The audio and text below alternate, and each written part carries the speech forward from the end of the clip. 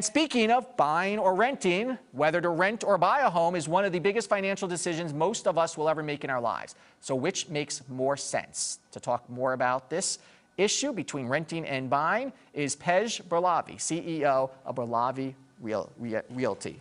Pej, thank you for coming. Thank you for having me. Exchange. So, we've been reporting about all of these new home sales going on. You're starting to see a shift towards rental markets. Yes, as the summertime approaches, the rental market becomes very active. Colleges are they're closing, and students need places. Homeowners that have sold their homes early in the year are now moving out and looking for an apartment. Are you seeing people sell their homes, put some cash in the bank, and renting? Yeah, actually, the market is really high for sellers right now, especially in Manhattan and the 5 or 6 major cities. So they're cashing out, waiting for the next bubble to burst and get back into it again. That's kind of tricky, though, timing the market, isn't it? Very tricky. What is sort of driving this desire? Because we're reading a bunch of stories about how people are doing exactly that. And you're taught that's always better to own than rent because renting is kind of throwing away money. Absolutely. So why sort of this rotation out of buying? If people need the money right now, they want to reinvest it into their business. So if they can cash out at a high price, invest it in their business, and then come back into purchasing a home, it's always a good option for doing that if they don't want to take the equity back out of their home and getting a second mortgage. As a real estate broker, what do you like to do better? Rent apartments or sell apartments or homes? I think apartments is in New York City. Renting is the bread and butter of our company. We've done probably 200-300 rentals a year. But for me, I love sales. Yeah, that's an interesting kind of statement because in rental you get 2 months fee these days. About 15% of the year's rent. Okay, so that's substantially less, though, than in a sale, though the transactions happen quicker, I imagine. Much quicker.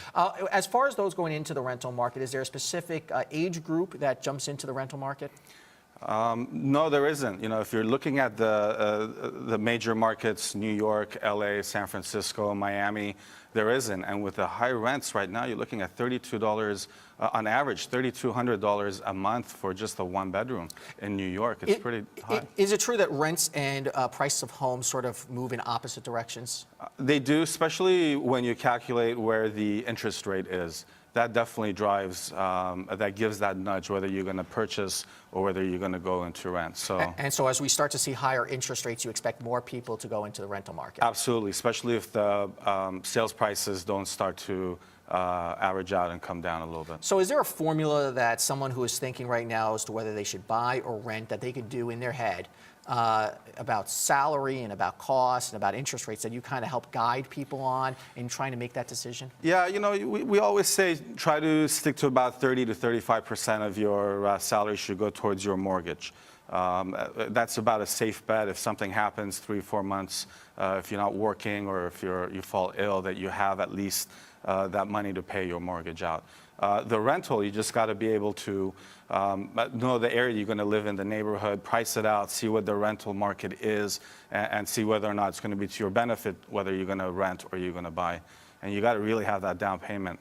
10% doesn't cut it in these major states. It doesn't cut it anymore, right? It's 20 or 30%. At least. We're going into the summer season, certainly in New York. How does the rental market for sort of vacation homes looking?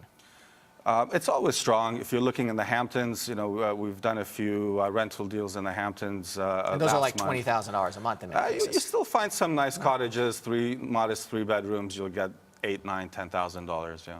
And so you've seen that market come back because it had gotten hammered in the past few years. It's very strong.